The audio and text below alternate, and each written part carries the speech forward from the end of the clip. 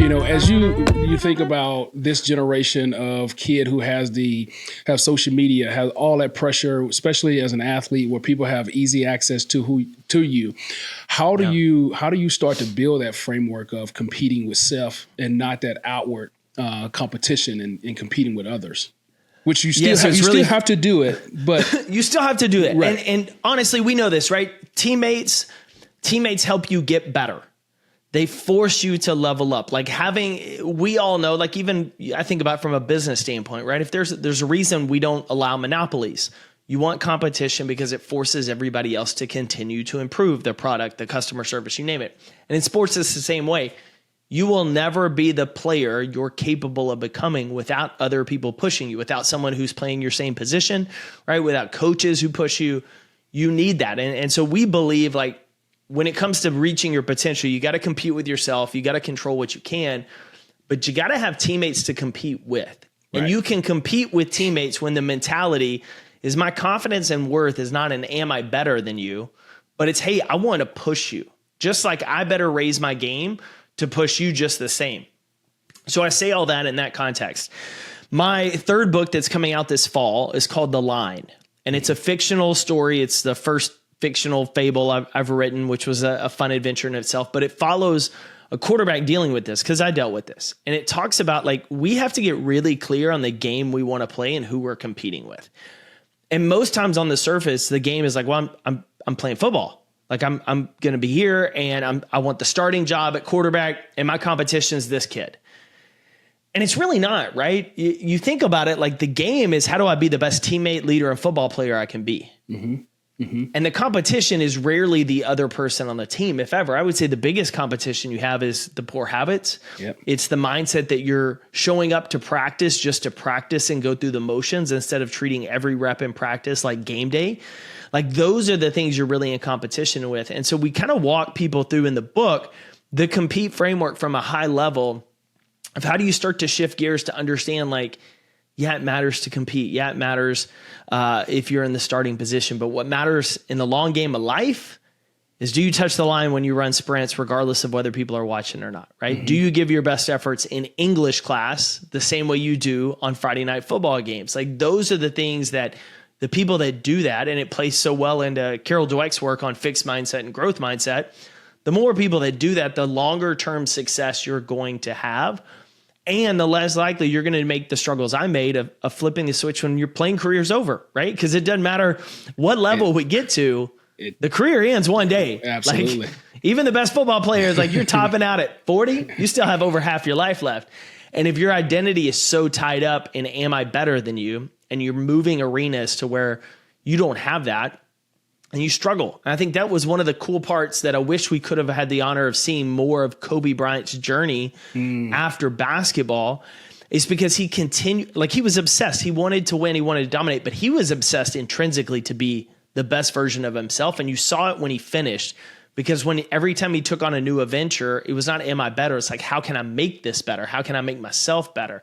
And that's where I think we miss it all the times. And I think part of it is social media. Part of it is we're obsessed with rankings. Right. And part of it is we fail to realize what I talked about earlier is the challenge is part of the improvement, right? You got to going through the struggle and not winning a starting position. You learn so much about yourself and where you are and how you can get better if you have the right mindset.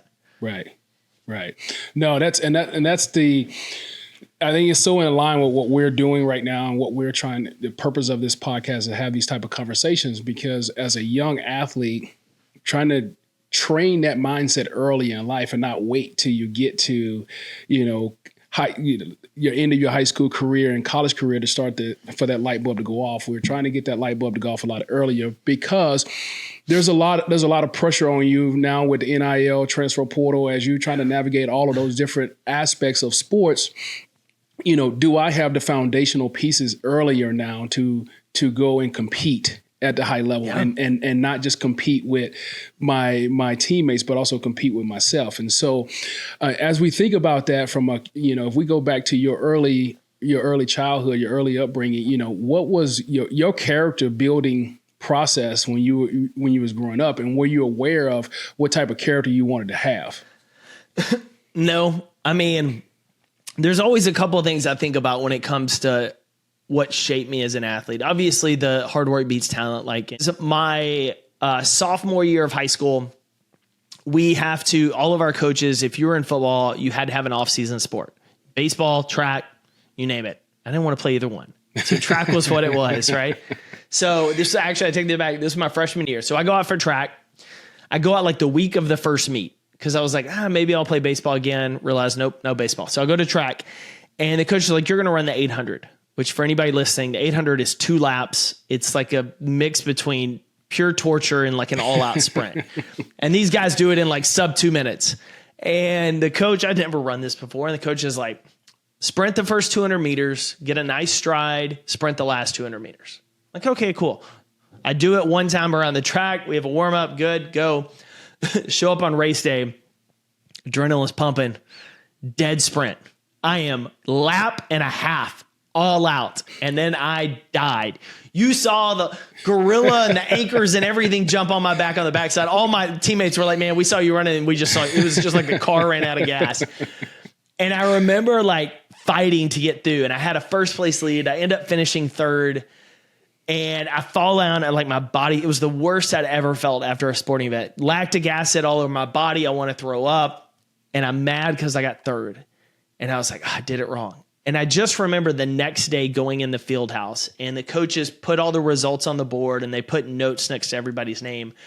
And our coach, Jeff Traylor, who's now the head football coach at UTSA, just wrote on the wall next to mine, guts. And I thought, that's what I want to be. I want to be a gutsy player. And so that really influenced how I started to see myself because I never saw myself as somebody who had guts. Like I was like, I'm gritty and like I want to work, but like guts of like I'll go to that point. And so that just became a huge influence on how I started to play and the character I wanted to have. And I would say, man, that helped me throughout life because when I started to compete every day and I'm selling shirts out of the trunk of my car and traveling the country, like it's all about like, I just got to work. Like I'm sleeping in my truck tonight. We're going to set up and do an expo tomorrow because I want to save money on hotel, but I'm going to outwork you. I'll be the first one there. I'll sling shirts. I'll go home. I don't have the money other people do. We'll make it work. And so those lessons really stuck with me through that process. Yeah, that's a awesome way to start to look at how you start to really build your character. And I love the fact that, you started this thing with compete every day. And it takes me back to my time in Seattle with Pete Carroll, and that was one of the times when I really started to understand, what it really meant to compete. And I always was a competitor and I was a hard worker, but that was a thing that was innately in me. But first time I was starting to understand and process it mentally, what that really meant. Because his mantra every day was, we're going to compete. Everything was a competition. And that was, first in the locker room, last out of the locker room, in the, any drills we were doing, who's going to be first to start the drill. But and in those at the time when I first started this, I was my sixth year in the NFL. And so at the time I'm thinking like, look, man, this is my job. I'm here. This is what I do. So while we're doing it the college way, in my head, this is what I was thinking. But as the year went on, what I started to realize, I say, I'm not even competing with this person. I'm competing with myself. How do I push myself every single day? And so I love the mantra of compete every day. And which takes me into, you just mentioned about your t-shirt business. You start building this t-shirt business out of the trunk of your car. How did you evolve that brand into over 60 countries? Man, luck and blessings and things beyond my control sometimes. It's funny. I was having this consulting business. I was really unfulfilled. I was starting to change my life. And when people would ask what I was doing, I was like, man, I'm just competing with myself. It's just me versus yesterday.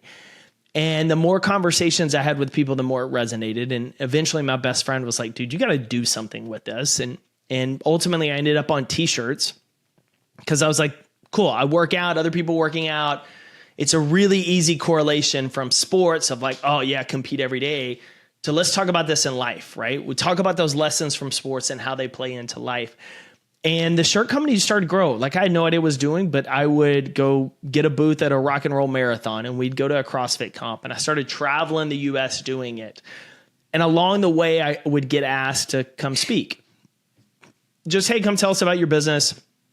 And so I would do it here and there, not thinking anything about it. And I was very blessed that Texas Children's Hospital in Houston had me come down for an event. They bought shirts for everybody.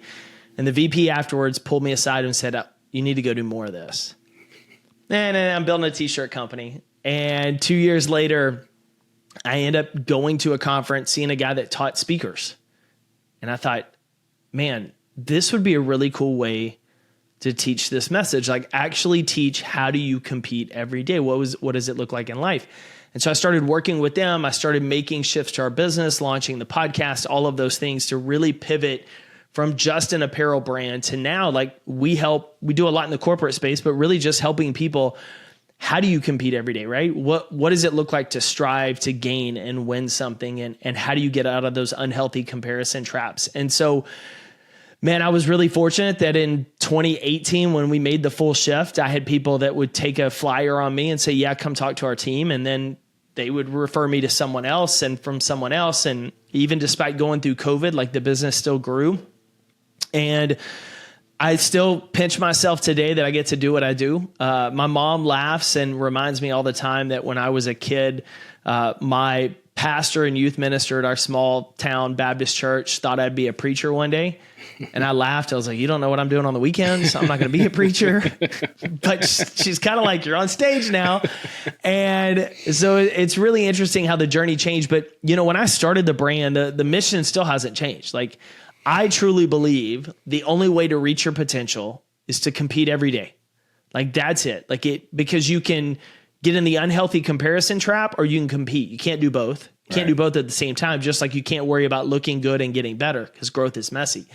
And so I want to help people do that. And so the way we do it now, obviously, is a lot of speaking and books and all of that other stuff, but we still have the brand and the apparel and it's still a big part of it along the way. But it's what I believe. I believe if you want to find out what you were created to be and what you're capable of, you got to compete because growth is not an accident. 3, 2, 1. Parents, the recruiting process is one of the biggest decisions you'll ever face for your child. And talent isn't enough. Coaches are looking for the intangibles like composure, coachability, communication, and leadership. And that's what Team Q measures. Get clear insights into your child's intangibles so they stand out when it matters most. Go to teamq.io and help your athlete unlock greatness. Yeah, no, that's awesome. One of the intangibles that I love to kind of like lean into a little bit here is composure. Thinking about the trying times, kind of making that transition from sports to now trying to figure out who am I in life? How did you keep that composure through those times where it wasn't glamorous? You were sleeping in your truck, you're trying to build a business. What was your composure side of you like through that process?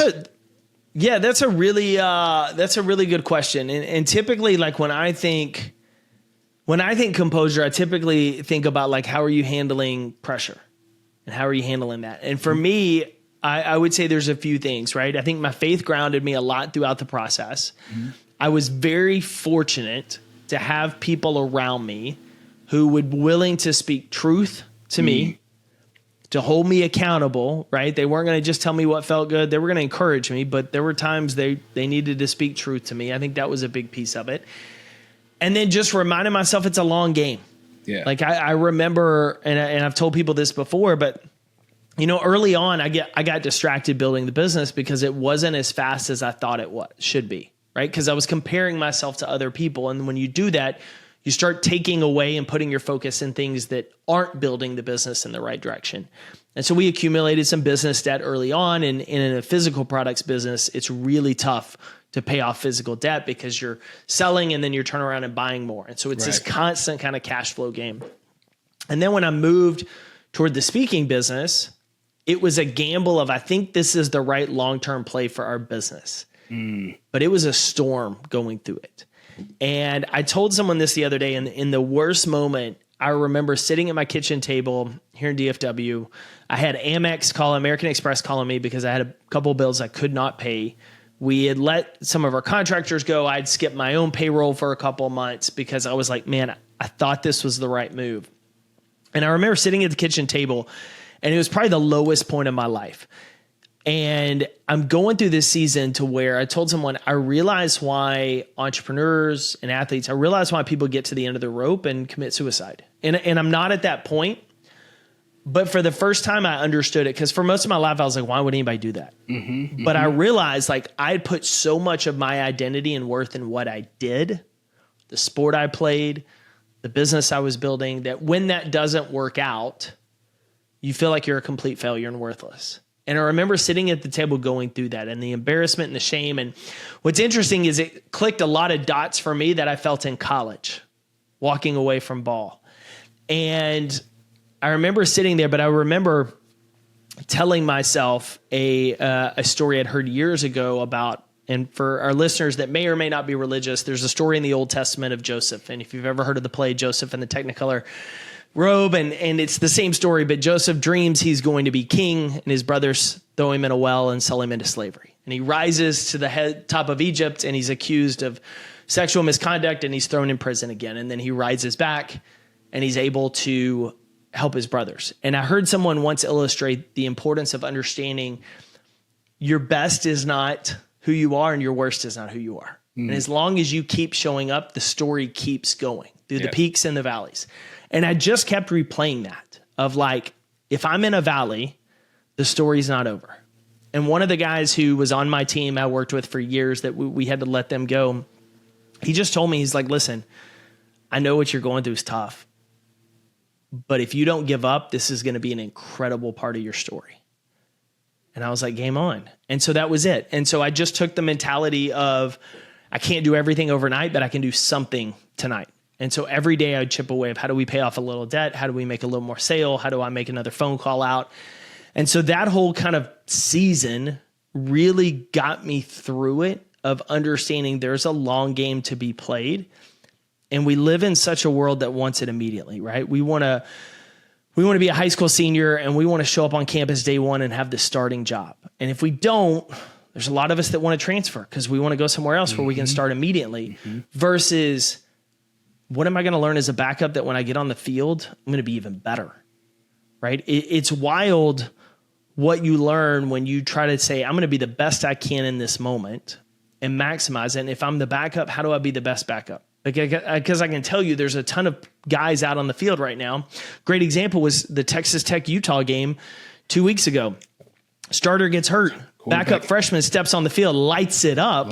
He would not have been ready if his mentality was like, oh, I'm just the backup. I'll go through the motions because the starter's there, right? There's always these moments to where now, like, freshmen may have the job. Like, we don't know. So it's just understanding like the challenges, the adversity are part of it. And so for me, getting through it was understanding I'm not my best. I'm not my worst. I'm somewhere in between. And the goal is, how do I just keep showing up in the middle of this season to keep competing, right? If you want to change it, you got to compete. Yeah. And that really became a foundational part of my story and my journey. And I think it's pivotal for a lot of our folks today to understand, like, it's not going to be easy, but it doesn't mean you can't get through it.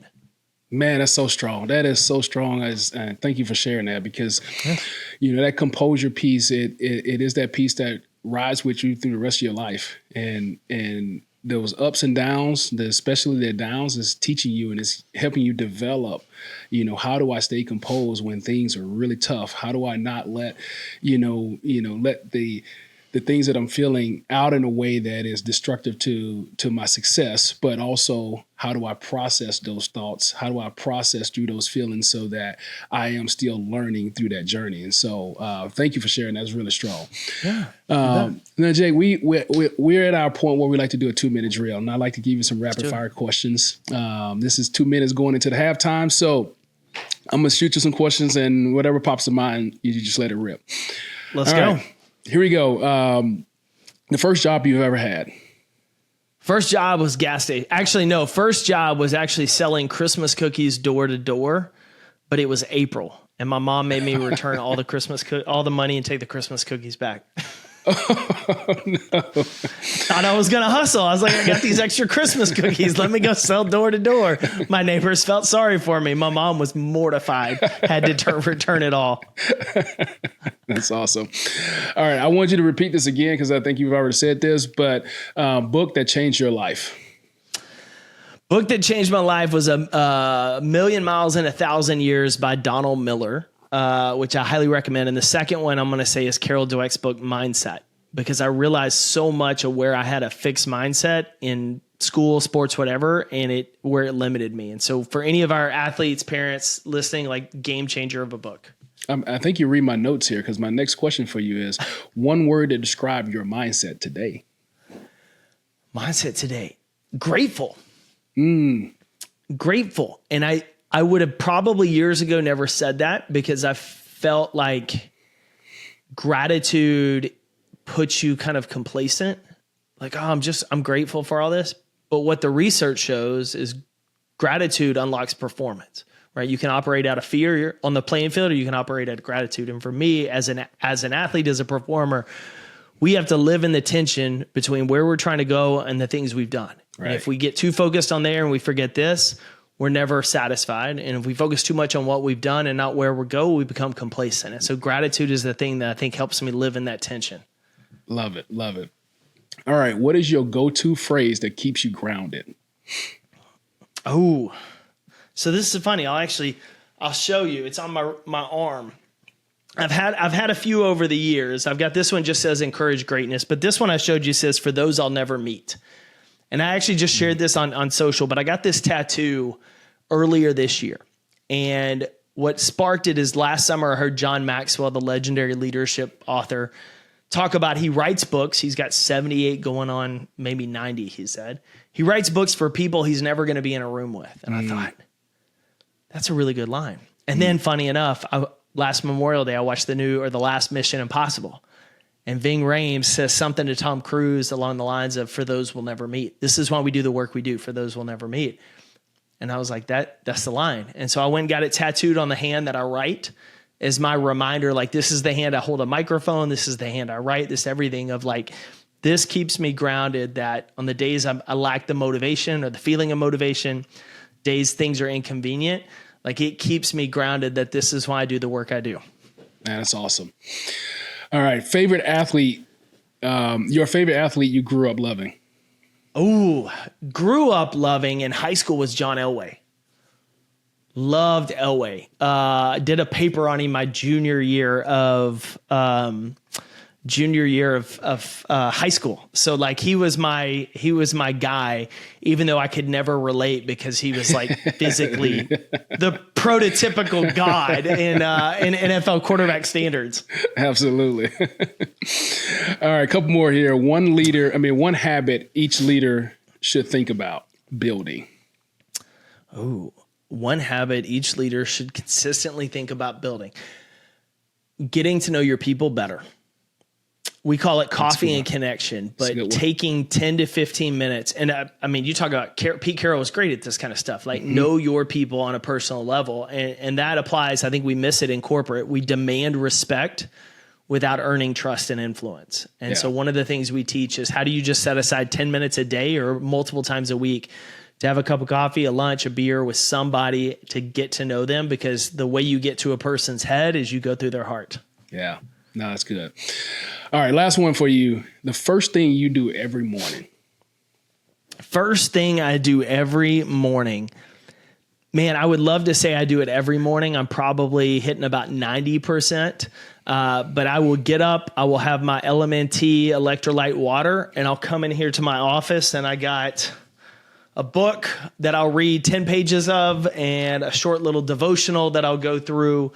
And then I just look at what's my attack for the day. And typically that's how I'll start, is a short reading, short devotional. What are my priorities? And by that point, all my dogs have woke up and I got to get them taken care of and get them ready. That's awesome, man. No, that was a great 2-minute segment. Thank you for that. We're going to jump back in here. From when I look at the people that you trained over 85,000 leaders, what was the biggest gaps that you've seen in leadership through that training process? That's a really good question. And I think there's a couple. I feel like I've had the fortune of working with a lot of athletes and former athletes. Like we have that athlete mindset to the day we die, right? Even if we're not actively suiting up in a uniform. And I think a lot of times we struggle because sports is pretty cut and dry. You got a coach. This is where you need to be on the field. If they show up in this formation, do this. Like we know this. And in life, there's a little bit more open space. And that open space is pretty overwhelming. It's like it's like taking a center and moving them out to left tackle, and you have all that space to work with now. And all that space. Yeah. And so most people get really overwhelmed by it. And so what I think they fail to realize is like what helps you be great in sports, the basics, the small things, like it's the same here. And so a lot of the things what we do is we just get back to the things that look simple, because I think people confuse simple with easy, and it's not.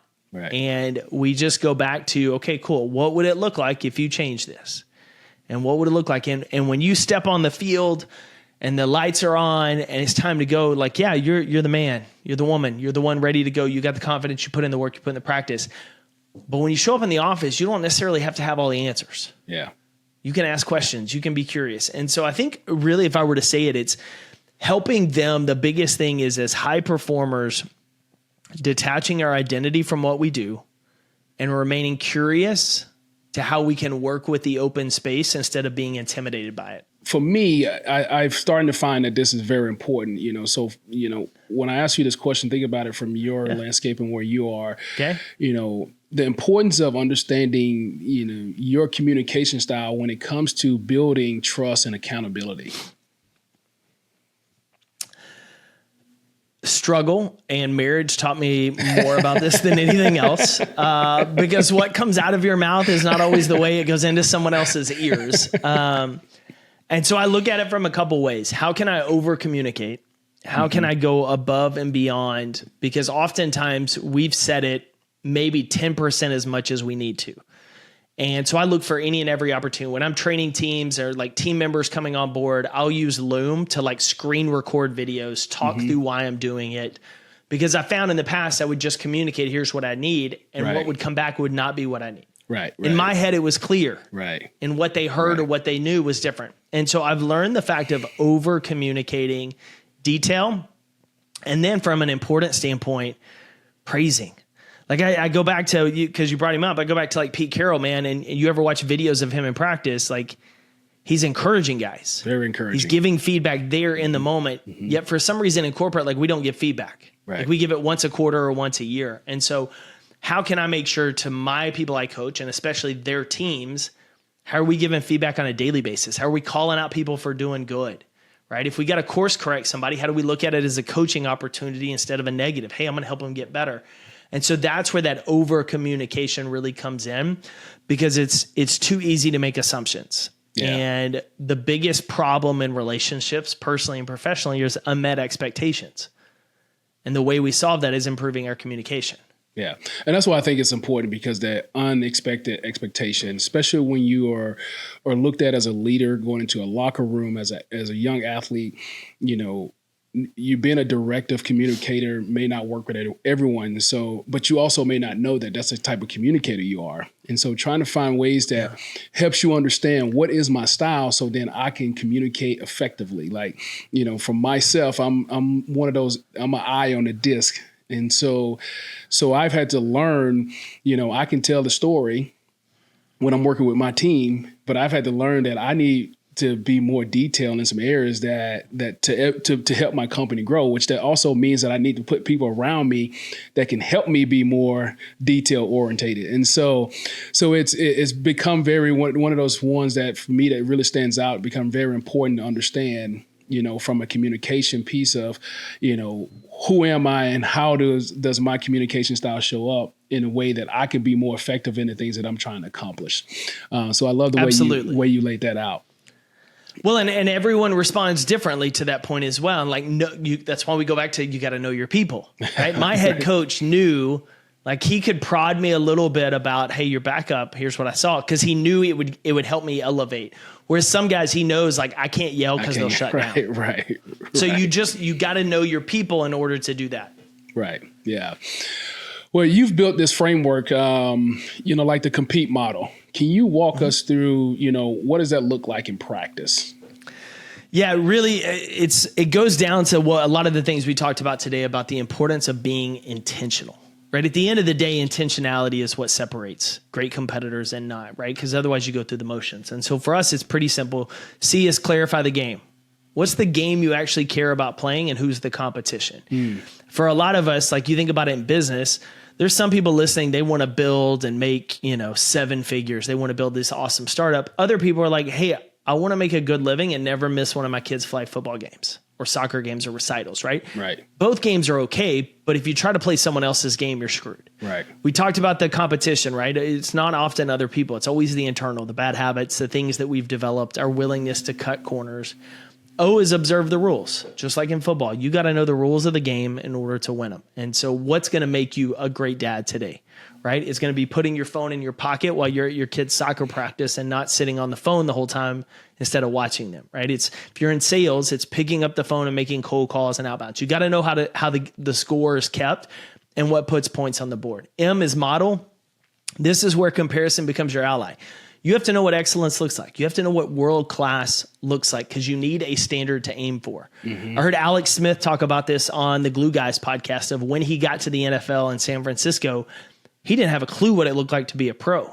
And then he spent time around Peyton Manning and was like, oh, like there's levels to this, right? There's a whole other level. And so that gave him a benchmark of this is what it looks like to be a great NFL quarterback. Now I have something to work toward. Right? If we don't have that target of what world-class looks like, we don't have a way to measure ourselves as we improve.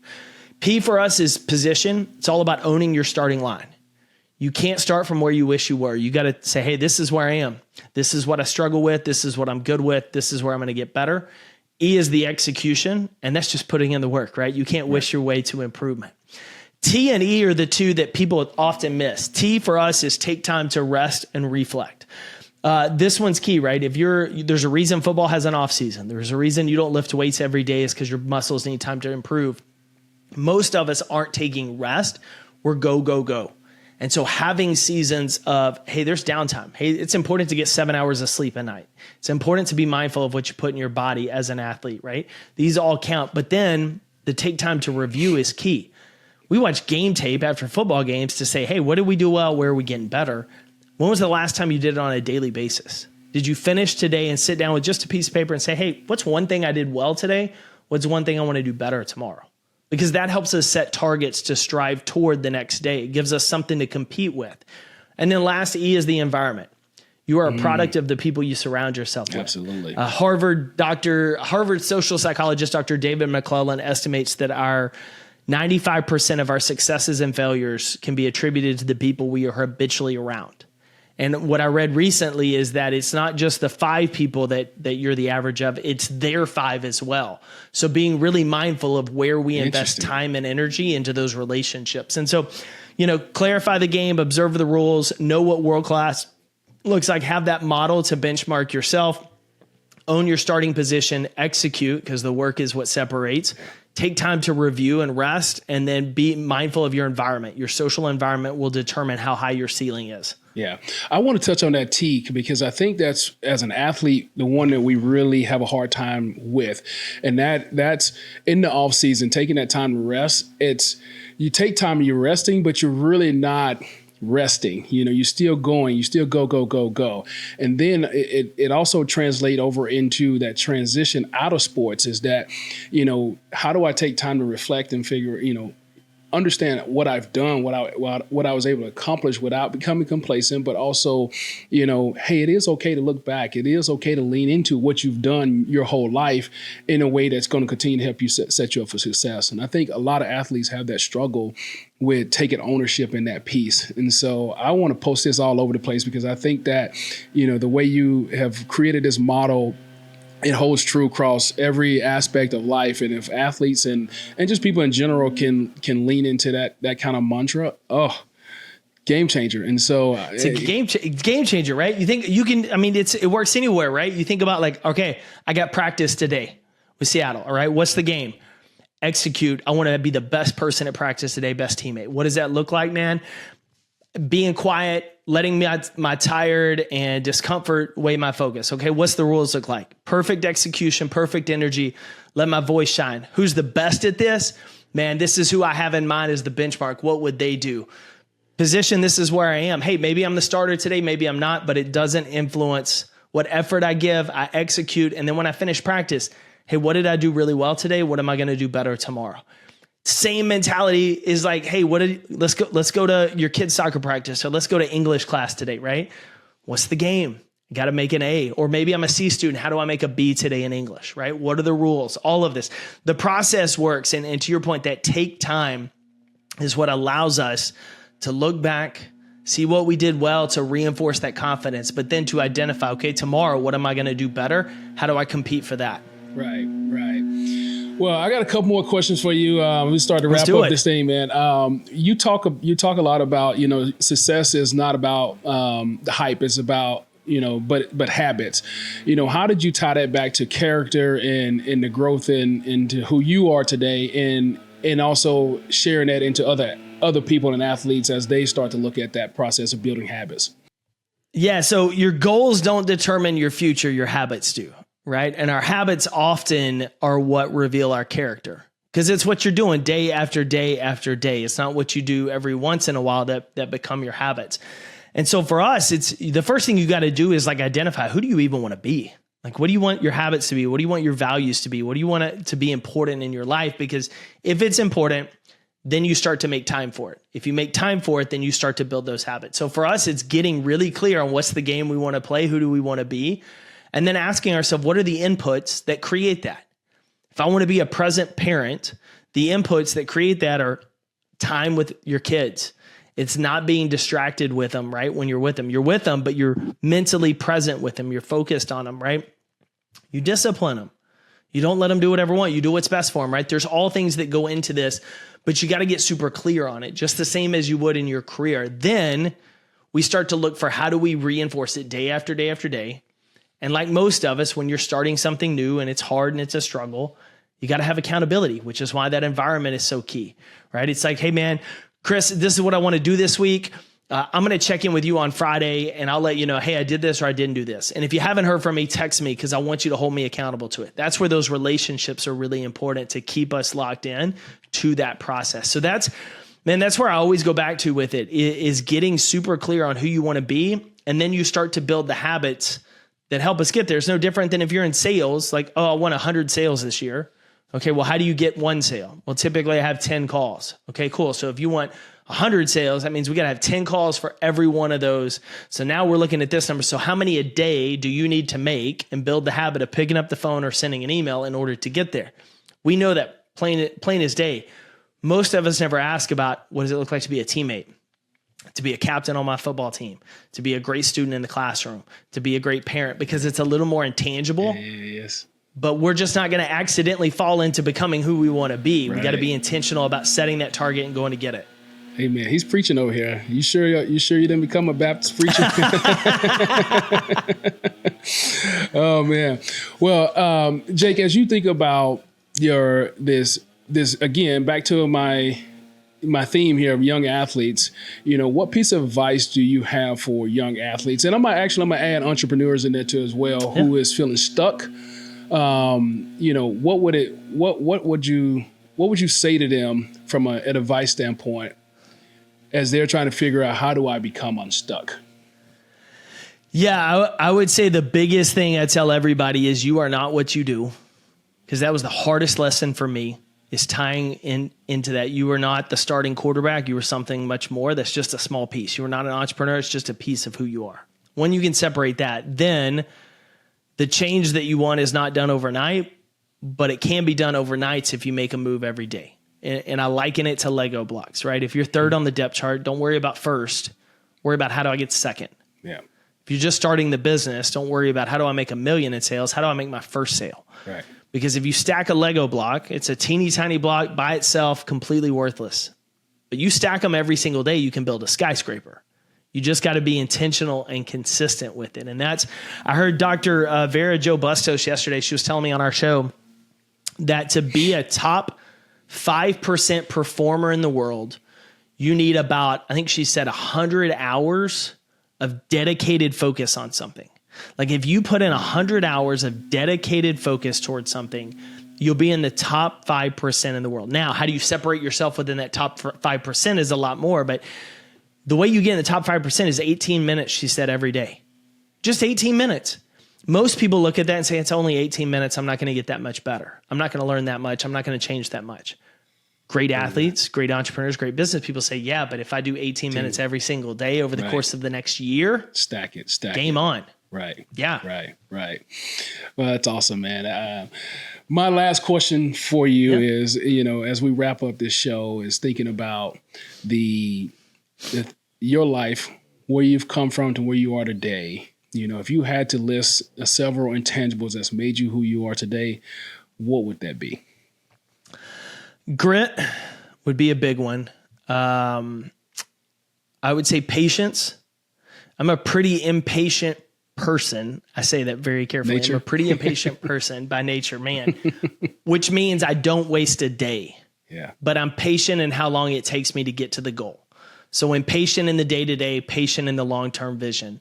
And then I would say competitiveness, right? Which ties it all together, right? Having a little bit of that competitive fire, I think, has made me better because it's forced me to continually level up, and it's added to that grit. It's added that curiosity of how do I get better, and just kind of help me along the way. It's got me in trouble along the way, but I also think it's more of an asset than a liability. Well, Jake, man, just your ability to be patient through all those trying times, your grit, that hard work that you've put in to become who you are today. And thank you for, seeing your way through the struggles and getting to where you are to be able to share a message like compete every day. I really appreciate you jumping on Intangible Podcast and sharing your message. We hope that, one person takes something out of this conversation and learn how to compete with themselves every day to get to where they want to be. So really appreciate you jumping on the Intangible Podcast with us. Dude, excited to be connected and grateful for the time we got to hang out today. Yeah, same here. Thank you.